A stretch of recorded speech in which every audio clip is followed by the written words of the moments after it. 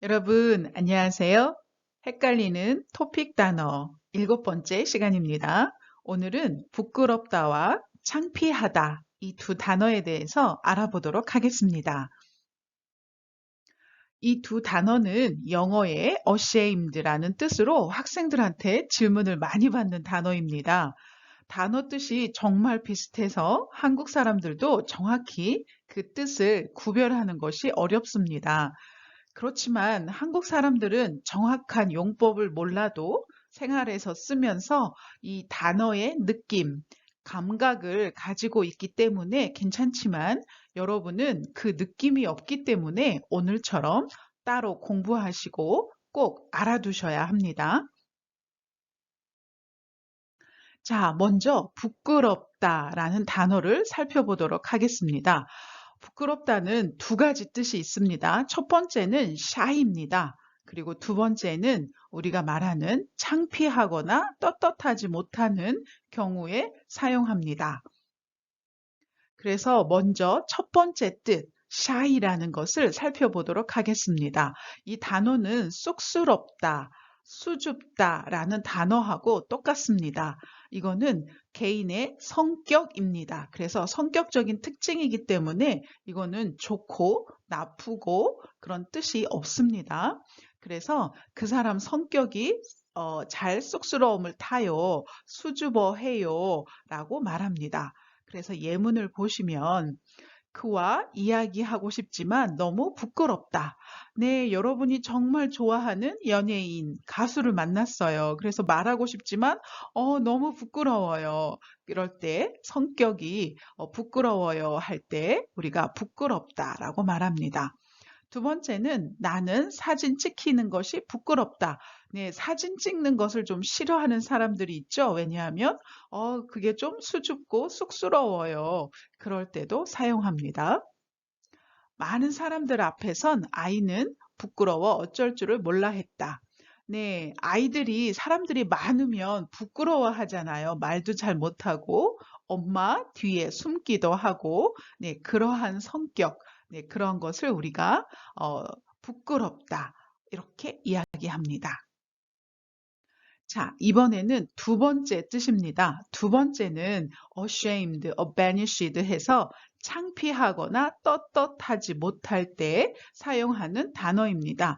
자, 여러분 여기서 중요한 것은 떳떳하지 못하고 네, 창피한데 왜요? conscience, 양심 때문에. 그래서 선생님이 여기 이렇게 저울 그림을 가지고 왔어요. 왜냐하면 사람마다 그 마음에 저울이 있습니다. 저스티스를 나타내주는 그 저울이 있는데, 자, 여기에 양심, conscience, 도덕, 네, morals, 윤리, ethics, 규율, discipline, 그 다음에 관습, custom, 이렇게 이런 기준에 의해서 사람들이 내가 잘못했구나, 내가 틀렸구나, 라고 생각하는 것, 그런 것을 ashamed, 부끄럽다라고 얘기를 합니다. 그래서 이러한 감정들에는 내적으로 굉장히 깊이가 있습니다.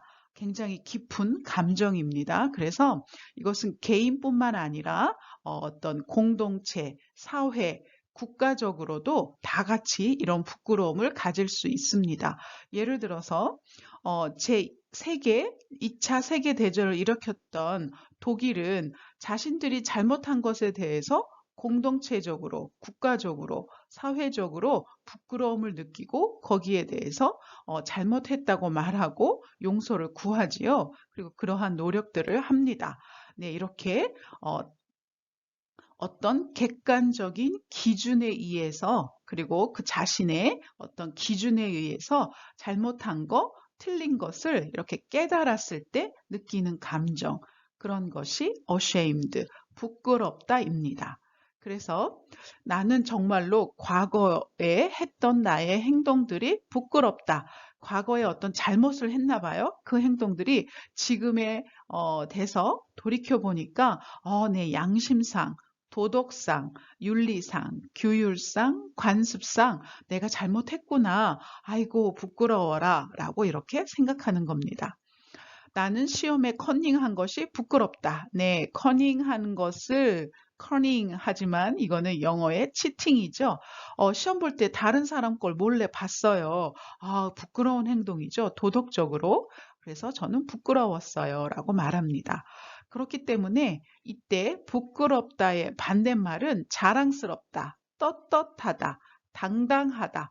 저는 잘못한 거 없어요. 저는 괜찮아요. 라고 이렇게 말할 수 있는 거, 이렇게 반대말로 말할 수 있습니다. 자, 그에 반해서 창피하다는 ashamed지만 이거는 체면이 깎이는 어떤 일이나 사실 때문에 몹시 부끄러울 때 말하는 겁니다. 여기서 중요한 것은 체면입니다. 네, 여러분, 어떤 특히 한국 사람, 중국 사람, 일본 사람, 아시아 사람들은 이 체면, face를 굉장히 중요시 여기죠. 그래서 이 체면이 깎였을 때, 그럴 때 부끄러운 느낌, 그것을 창피하다라고 말할 수 있습니다.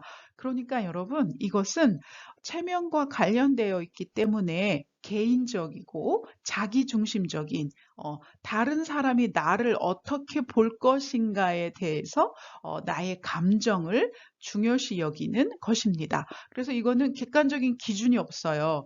이거는 자기의 주관적인 느낌 때문에 이런 느낌이 들 수 있습니다. 자, 그래서 창피를 당하다. 어, 다른 사람한테 이런 부끄러움을 당하다라고 말할 수도 있고, 창피를 주다. 내가 다른 사람한테 창피를 줄 수도 있는 거예요. 자, 예를 들어서 학교에서 시험을 봤어요. 시험을 봤는데, 빵점이에요. 하나도 안 맞고 다 틀렸어요. 빵점을 받았는데 아이들이 에이 제 빵점 맞았어요 하고 이렇게 창피를 주는 거예요. 그러면 선생님은 창피를 당한 거죠. 네, 이렇게 주관적인 체면, 나의 얼굴이 말이 아니에요 라고 말할 때 쓰는 말입니다. 그리고 내가 거울을 볼 때 나는 창피하다. 내가 못생겼다라고 생각하거나 얼굴에 여드름이 많거나 뭐 세수를 안 했다거나 피부가 다른 사람에 비해서 안 좋다거나 뭐 이런 주관적인 느낌 때문에 제가 창피하다라는 그런 느낌이 드는 겁니다. 정말 창피한 일이긴 한데 나 바지에 실례한 것 같아 얘들아. 네, 오줌 쌌어요. 너무 무슨 일이 있어서 바지에다가 쉬 쌌어라고 말하는 거예요. 근데 이거는 조금 부끄러운 거죠. 근데 틀리는 일은 아니에요. 이게 도덕적으로 양심적으로 잘못된 일은 아니에요. 그런데 내가 오줌 싼 것을 알면 다른 아이들이 이렇게 오줌 싸게 하고 놀릴 거예요. 그러니까 내가 체면이 안 서는 거예요. 그래서 여기 창피한 일이다라고 말하는 겁니다. 그래서 창피함은 보는 사람의 눈에 달려 있다. 그래서 이건 사람마다 달라요. 이럴 수도 있지. 난 안 창피해 할 수도 있고 똑같은 일이지만 나는 창피해 라고 말할 수도 있는 겁니다. 그래서 부끄럽다에 비해서 창피하다는 조금 어린아이 같은 조금 더 원초적이고 유치한 그런 감정을 나타내 줄 때 사용하기도 합니다. 자, 그러면 가난한 것은 부끄러운 일이 아니다. 가난한 것은 창피한 것이 아니다. 네, 두 문장이 다 맞습니다. 그런데 의미가 조금 다를 수 있습니다. 자, being poor is no disgrace 한데요. 여러분, 가난한 거, 돈이 없는 게 죄는 아니잖아요. 잘못한 건 아니잖아요.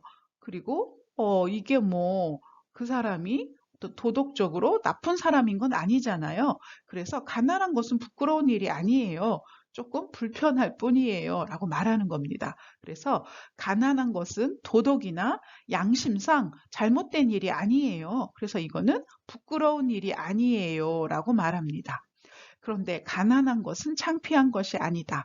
자, 그런데 어떤 사람은 가난한 것을 창피해야 하죠. 왜냐하면 돈이 없으니까 옷도 좋은 옷을 안 입고 뭐 가방도 좋은 가방이 아니고 뭐 이렇게 헌 옷도 입고 네, 좋은 것도 못 가보고 경험도 많이 없고 그래서 그 가난한 것 때문에 이렇게 가질 수 없는 것들 네, 좋은 옷, 나이키 옷도 못 사고 네, 햄버거도 못 사 먹고, 샤워도 못 하고, 뭐 이런 거, 집도 없는 거, 학교도 못 가는 거, 이런 것들이 창피한 것이지, 가난 그 자체가 창피한 것은 아니다라는 그런 뜻입니다. 자, 그래서 정리를 하면 부끄럽다는 내면의 절대적인 판단 기준. 여러분 마음속에 양심상 어떤 이건 잘한 거야, 이건 잘못이야, 이건 아니야 라고 하는 그런 기준이 있습니다. 그 기준에서 잘못되면 벗어나면 부끄러운 거예요. 그리고 개인과 집단의 이루 두루 쓰임. 네, 아까 제 2차 세계대전 얘기했을 때 독일 이야기를 했죠. 그래서 이거는 개인만 부끄러울 뿐만 아니라 사회, 국가 이렇게 전체적으로 집단, 그룹이 부끄러울 수도 있는 일입니다. 그리고 주제가 무거워요. 그래서 뭐 이렇게 돈을 훔치다, 뭐 역사적인 죄, 전쟁, 뭐 이런 거 무겁죠. 그런데 그것에 비해서 창피하다는 단순히 다른 사람의 눈을 의식한 표현이에요. 다른 사람이 나를 어떻게 볼까? 거기에 대해서 내가 창피해하는 거예요. 그래서 이거는 국가적인 일보다는 개인적인 일, 그리고 주제가 가벼워요.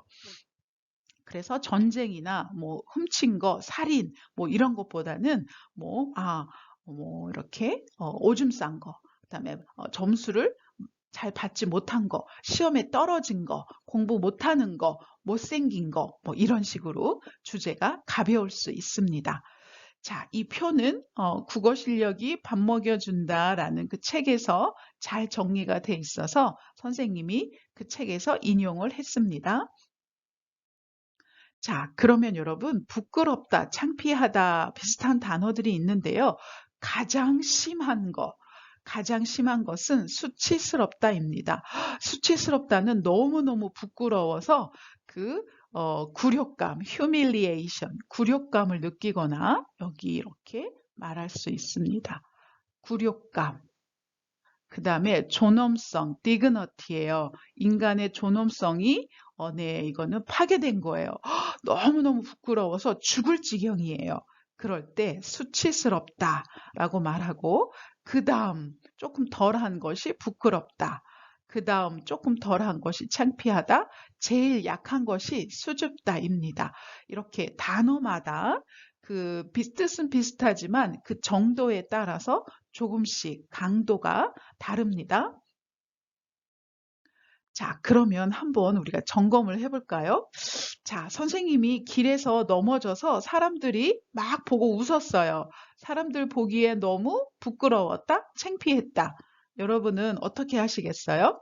네, 이건 사람들이 보기에 다른 사람의 눈을 의식한 거죠. 그래서 너무 창피했다. 요걸 쓰시면 됩니다. 너무 슬퍼서 버스에서 펑펑 울었어요. 네, 버스에서 우는 거는 잘못은 아니죠. 그렇지만 다른 사람들이 어머, 저 사람 왜 울어? 무슨 일 있는 거 아니야? 하고 사람들이 이렇게 보면 네, 좀 창피하겠죠? 그래서 여기도 창피한이라는 단어가 들어갈 수 있습니다. 대학까지 나온 사람이 일은 안 하고 부모님께 용돈을 타다니 이런 거죠. 그래서 대학까지 나왔으면 공부를 많이 한 사람이에요. 그런데 그 사람이 졸업하고 일도 안 하고 부모님한테 돈을 받아서 쓰고 있어요. 그거는 조금 부끄러운 일이죠. 그래서 이렇게 부끄럽다라고 말할 수 있고 다른 사람 물건을 훔치다니 부끄럽지도 않아요? 창피하지도 않아요? 자, 물건을 훔치는 것은 우리의 도덕적 기준에서 잘못된 거죠. 그래서 여기서는 부끄럽지도 않아요? 라고 이렇게 쓸 수 있습니다. 자, 여러분, 오늘 우리 부끄럽다와 창피하다 단어를 공부했는데 많이 도움이 되셨나요? 여러분들이 이렇게 하나씩 알아가면서 정확하게 사용하는 법을 배우면 좋을 것 같습니다. 그러면 여러분은 한국어에 정말 대가가 될 수 있어요. 한국어를 정말 정말 잘하는 한국 사람보다 더 잘하는 외국 사람이 될 수 있습니다. 자, 그럼 선생님은 다음 시간에 또 다른 단어들로 찾아뵙도록 하겠습니다. 감사합니다.